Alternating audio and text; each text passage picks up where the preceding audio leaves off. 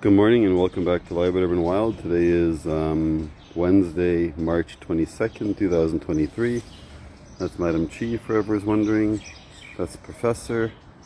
These are other constituents, Lefty, Fuzzy, Aphrodite. That's Madam Chi going back to complain a little bit to upper management.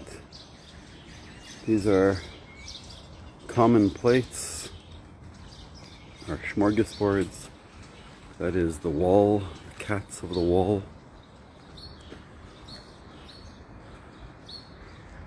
One of my favorite sights in the morning is seeing the cats on the wall. Just seeing how they're all in their individual spaces. These tiny kittens that have just come out of weaning, just come back from the vet after being fixed. Just seeing how all of these cats get together in this newly formed community here. It's so remarkable to watch. Unless anyone's been following this the way I have, which almost nobody has, it's hard to imagine and to see all the different incredible progress that we see here in the park, but we do. These are all the different cats of ages and sizes and backgrounds and strains. There's Aphrodite. There's the bowls that I put in the wall. There's the ones that are still full, showing the abundance mentality. And the abundance that is real, not just a mentality. There's real abundance here. With very little, there's real abundance here. That is the amazing part. It's easy to show abundance when you shower and waste resources on to prove a point. But here we're doing quite the opposite. We're minimizing resources and maximizing the effect of those resources.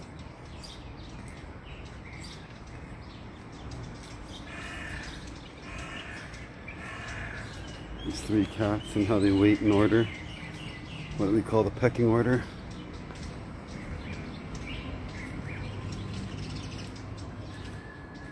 These two cats are relatively new. I mean, we've already seen them for a couple of weeks, but they're not in the inner circle as far as coming for attention or for being more familiar.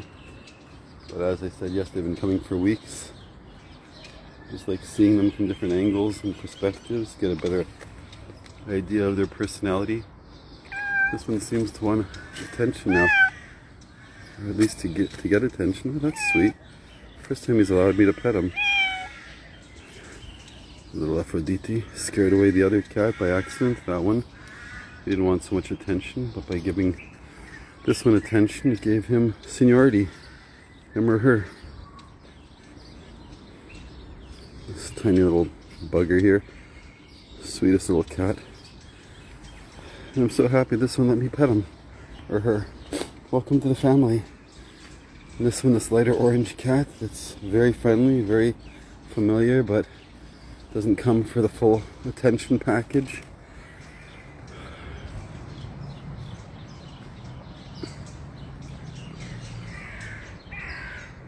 Just quite the sight.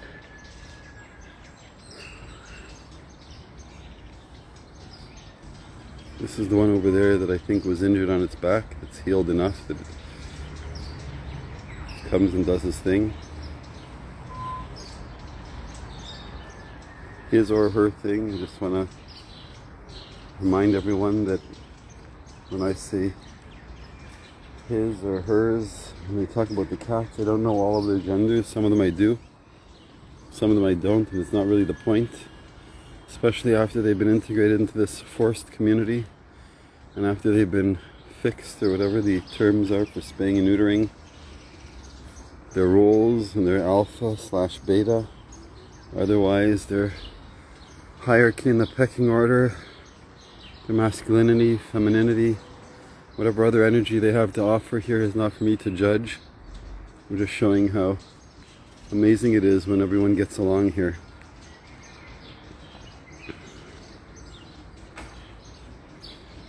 That is Aphrodite.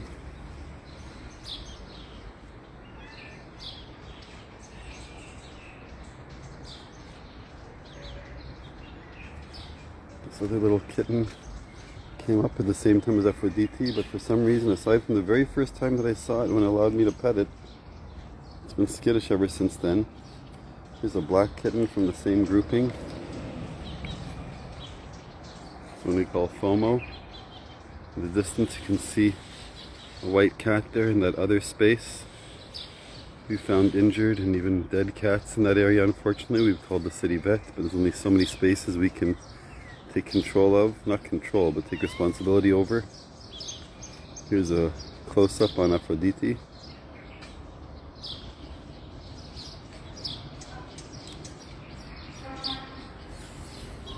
An adorable little kitten.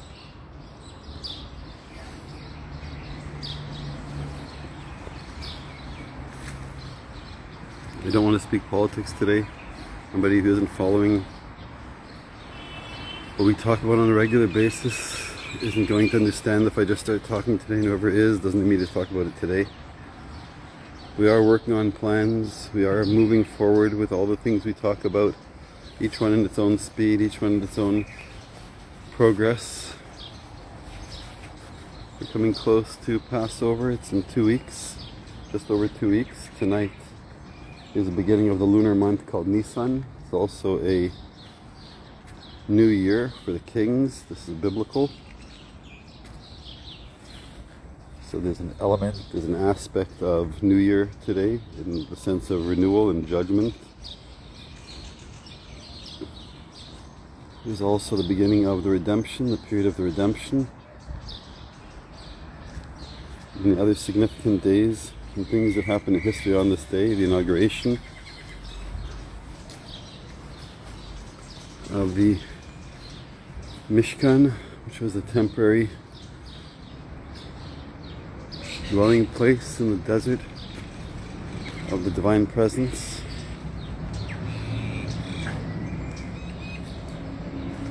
Showing the cats as they move around. This is the one that was injured. It's healing, I'm pretty sure. Just love to see how the cats move around and their sweep and their cleanup. Hi Dingo. That's Dingo, our one-eyed mascot. The kitten that we took care of for a while.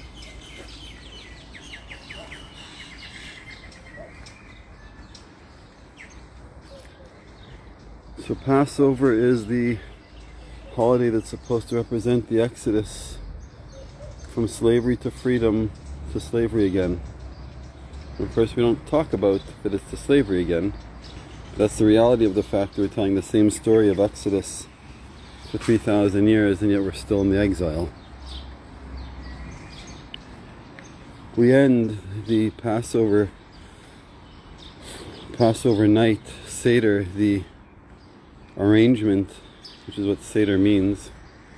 The arrangement climaxes, is supposed to climax with next year in the rebuilt Jerusalem, to celebrate next year in the rebuilt Jerusalem.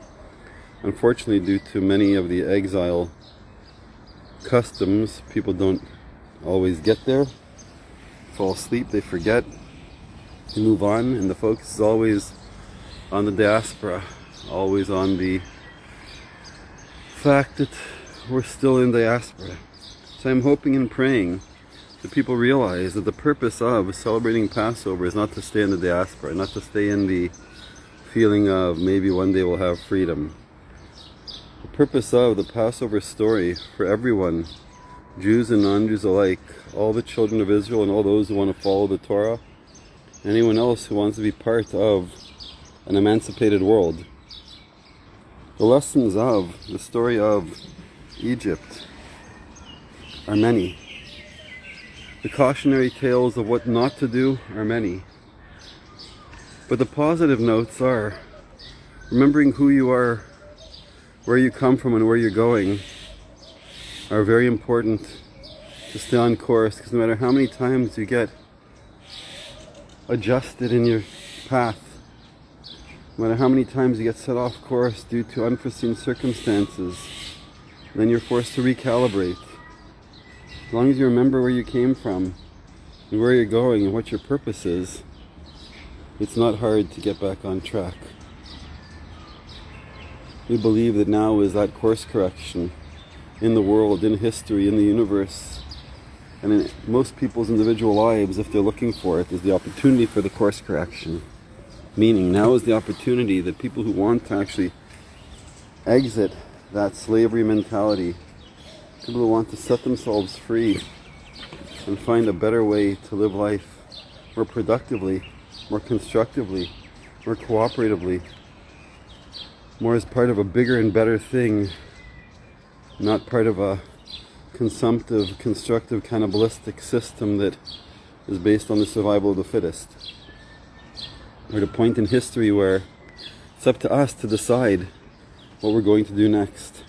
There's no more pointing fingers, no more blaming, no more waiting, no more scapegoating. I mean, there still exist all those things, but not for any productive purpose, because then we just get to argue for the rest of our lives over who's right and who's wrong and how right and how wrong. And it really causes no benefits to move forward.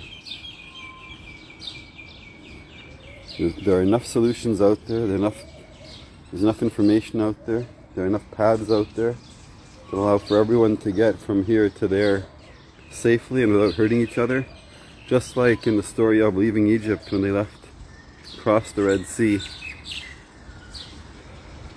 the parting of the sea, when all the different tribes had their own individual paths to cross the waters, whatever that meant, metaphorically, historically, symbolically.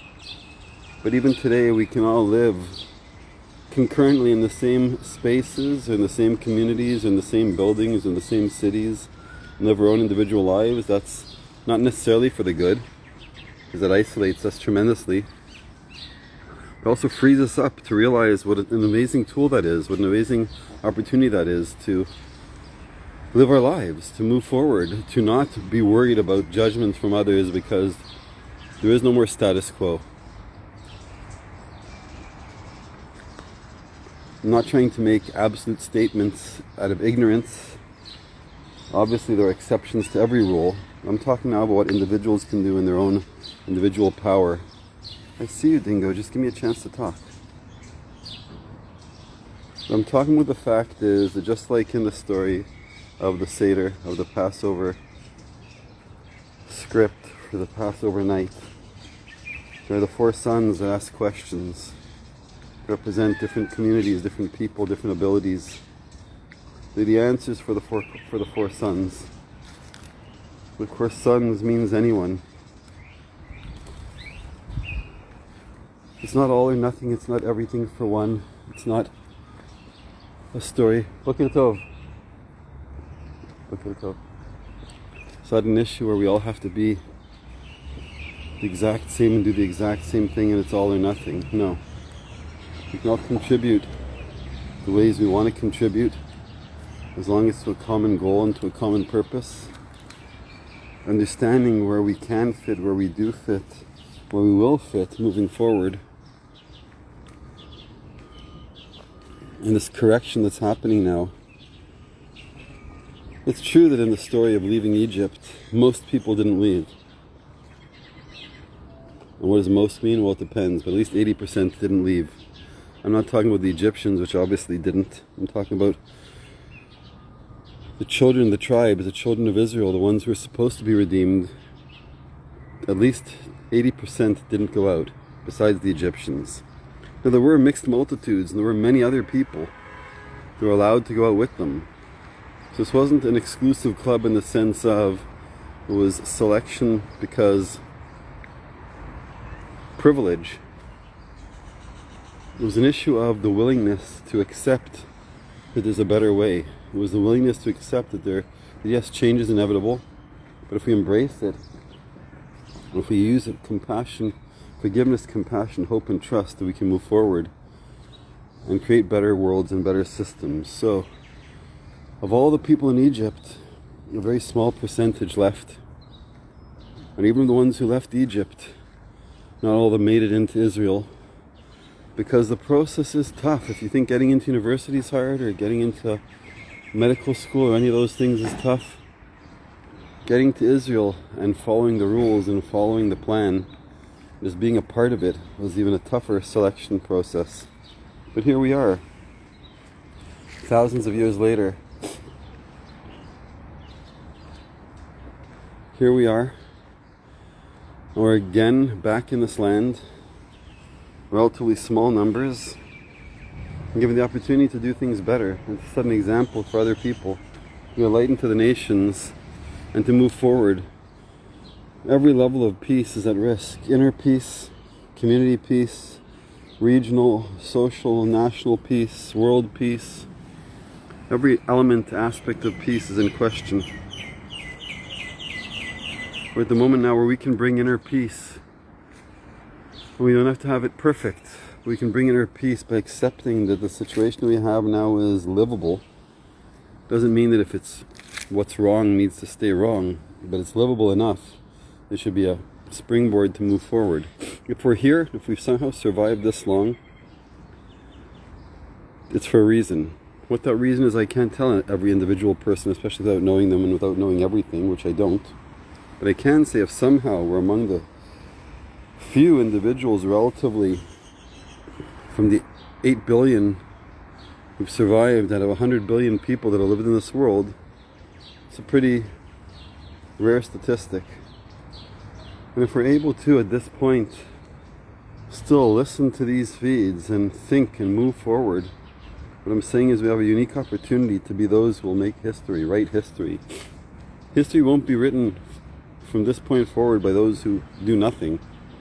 History will be written, well, first of all, history will be written by those who follow and who are watching, but I'm saying those who make history are those who actually make a decisive change now and decide to make a difference for the sake of the greater good. We believe that we've shared enough, although we're happy to share it again and share more, but we've shared enough to give people the first step. We're happy to share more to give people the next step, and we invite everyone to be part of our redemption. Redemption means many things to many people, and we're not trying to get all biblical and preachy. Again, we speak about this pretty much every single day in different channels, but also here. The cats are a perfect example of what we're doing. If anybody wants more information, please ask. If you want to be part of it, you're welcome. Meaning you are welcome to participate, and we welcome you to join. So wishing everyone infinite love and gratitude, a wonderful rest of your day and week.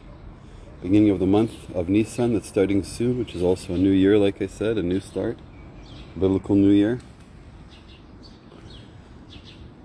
We look forward to experiencing the Exodus and freedom with everyone who wants to be part of it.